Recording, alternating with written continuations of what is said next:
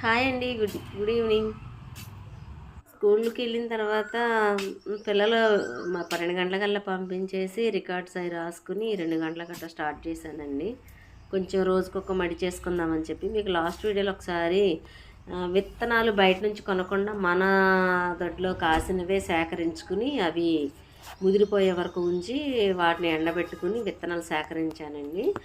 వాటిని మళ్ళీ చక్కగా మెత్తగా కుట్టేసేసి ఎండిపోయినాయి, బాగా బాగా ఎండలు వస్తున్నాయి కదా, ఎండిపోయినాయి. మళ్ళీ అవి తీసుకుని వాటిలో కొంచెం ఇసుక కలిపి అవి వేసానండి, తోటకూర గింజలు. అయితే లాంగ్ వీడియో కూడా చేశాను, అది కూడా పోస్ట్ చేస్తాను, మీరు తప్పక చూడండి.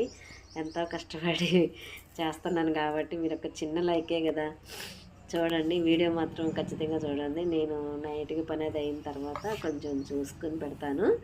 ఇది మాత్రం కొంచెం చిన్న 1 మినిటే కాబట్టి పెడదామని చెప్పి స్టార్ట్ చేశాను. ఇప్పుడు కూడా ఖాళీగా ఏం లేదులేండి, ఇంటికి వచ్చిన దగ్గర నుంచి ఒకటే ఇంట్లో పని.